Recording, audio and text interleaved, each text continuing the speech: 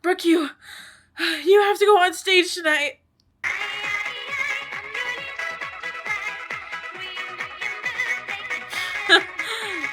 Very funny. Did you want to play DDR with me? I'm almost done with the song. No, I'm being serious. Everyone else canceled. You're our only performer for tonight.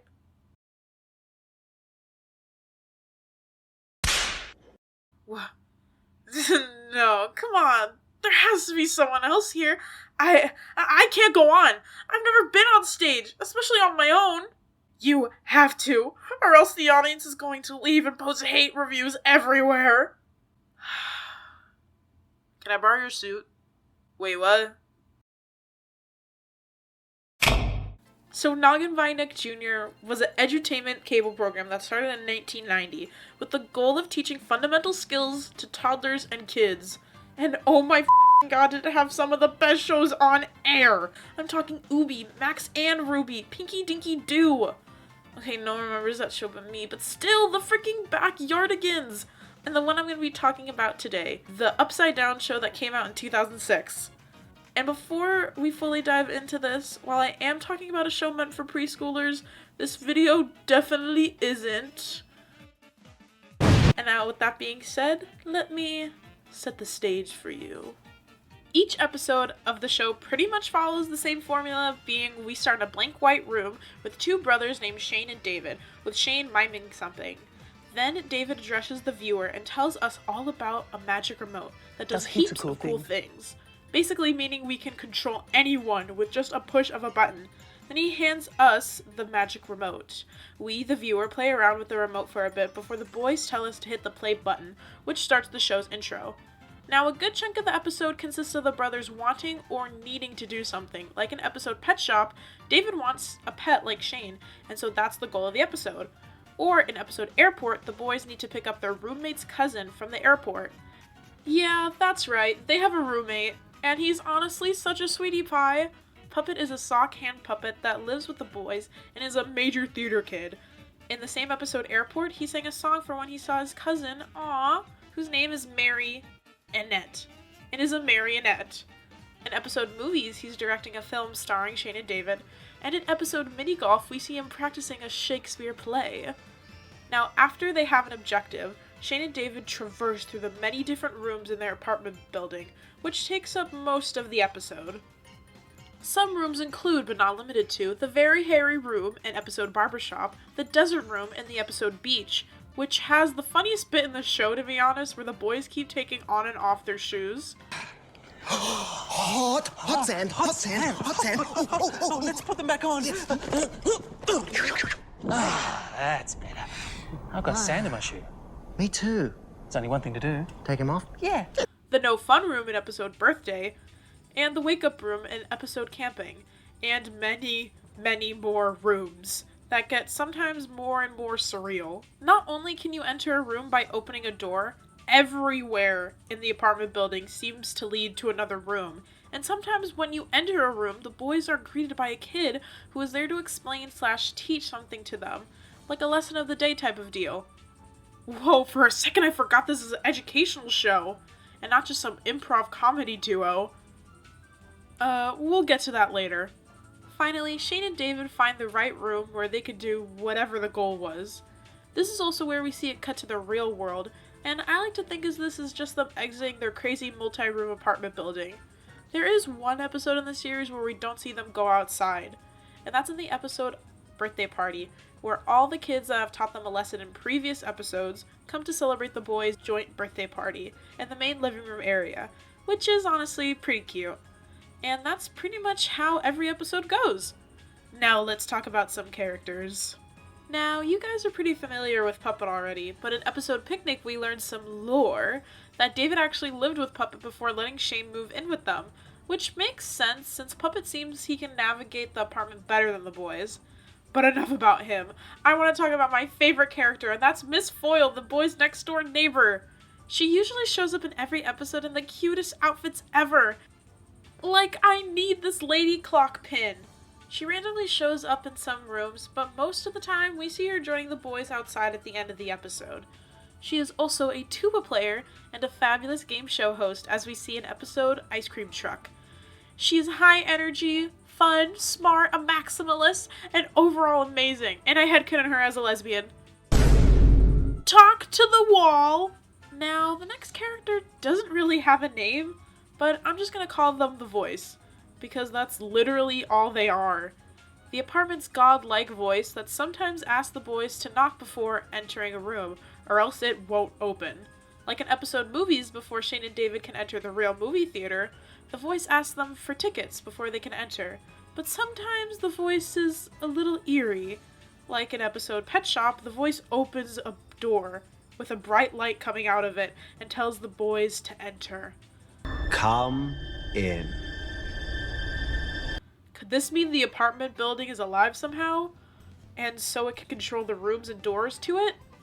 I have no idea, but they're such a tease. The Smudgies, and yes, I know, I'm probably gonna mispronounce this name 1,000 times in the video, are basically if Club Penguin Puffles and the Spirited Away Soot Sprites had a baby. They're our default cute reoccurring creature of the show. We always see them in a group, sometimes trying to help the boys. We also know that Smuzzies love to rhyme and have their own unique language. And in episode Marching Band, we learn that the Smudgies love dust and can be easily distracted by it. Now, since most of the side characters are covered, let's move on to the stars. Brothers Shane and David. Shane is the younger, more naive of the two, but I'm being so honest, both brothers' personalities blend into one for me. Shane is revealed to have a pet fly named Fido, who even has a little room just for him, and has a shirt that I now want. David is the older brother, who in episode Mini Golf we learn that he has studied Smudgies for 7 years part-time. Also in episode Birthday Party, David is revealed to have super sensitive hearing, but only when he cups his hands over his ears and does a do-do-do-do-do-do, do-do-do-do-do sound. David also sometimes carries his blankie named Bob, who has a rugged voice and isn't afraid to crack a few jokes. Now, both brothers have a huge and active imagination, with most stuff that they interact with being mimed or even making the sounds to go along with an action or object. Like how Fido the Fly is just a buzzing sound Shane makes, or Bob is just David's voice. And sometimes when they need help, they have to call on Action Fingers. Knuckles and Pointy are Shane and David's pointer and middle finger, who are superheroes with superpowers, such as action noses, the ability to smell and locate anything far, rebuilding sand castles like in episode Beach, and the greatest power of all, finger painting. While teaching kids how to use their imagination is the whole point of the show, another huge part of it, which I'm sure you've picked up on, is the comedy, and little touches that really gives the show its unique charm. Like in episode Barbershop, when the boys open their closet, we can see they have multiples of the same outfit that they wear. Or in episode Mini Golf, the voice is counting down to launch the boys off into the space room, and they randomly pause at the number 8. 7. Or when they break out into song. My favorite little ditty comes from episode Camping, when Puppet wants the boys to sing him a lullaby.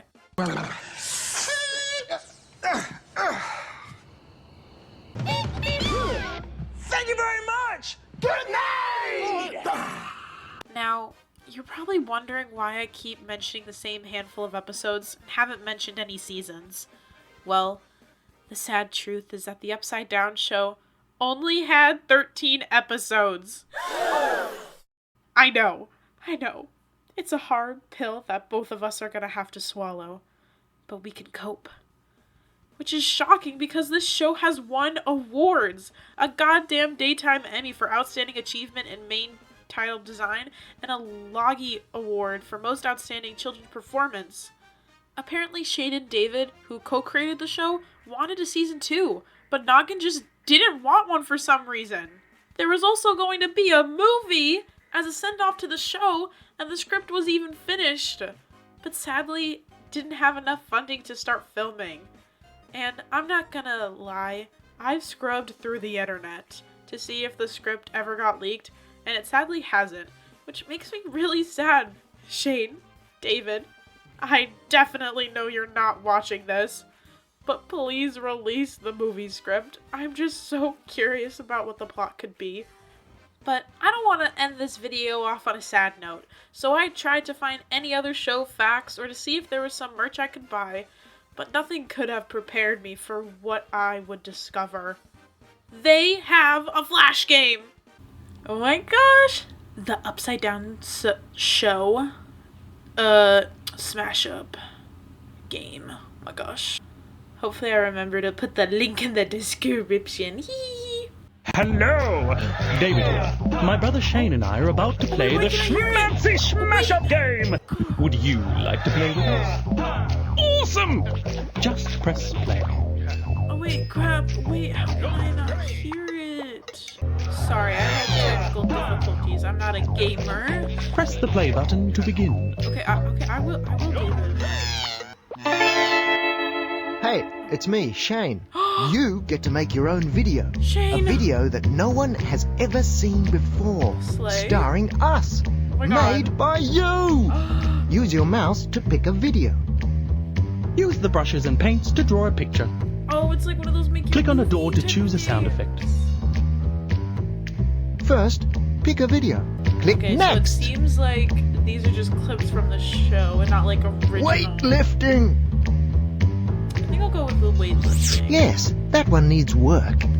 Oh. Wait, crap.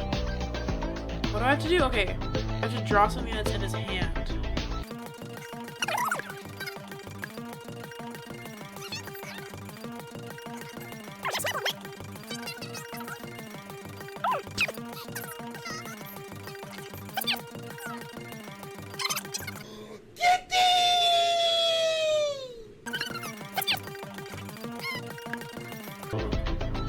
Okay. Hey, Shane is weightlifting! On the Click on a door to choose a sound effect. When you're done, click next. I kind of like how they got the actual actors to record, especially for this Flash game. It's like, oh God. Ouch! Achoo! I want the ouch one.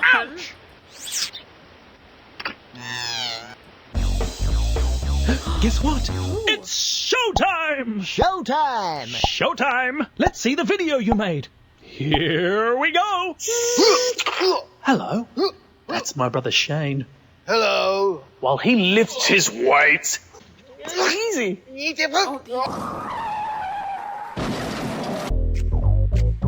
Oh, the end. Okay, wow. 10 out of 10 game of the year. But yeah, that's pretty much all the Upside Down content available. If you were thinking about watching the show for yourself, you can actually find all episodes for free on Shane and David's YouTube channel called The Umbilical Brothers. Oh yeah, that thing I foreshadowed. So yeah, turns out the two funny guys are a comedy duo who still make stuff to this day. They even have a tour that I wish I could go see, but unfortunately I don't live in Australia. Oh, also, if you do decide to check out the episodes on YouTube, definitely read the descriptions, because sometimes they leave behind the scenes fun facts about each episode. Jump scare. So yeah, I forgot to record an outro, so you guys are just gonna get this. Sorry. But yeah, thank you guys so much for watching all the way to the end. And definitely let me know what was your favorite Nick Jr. / Noggin show as a kid.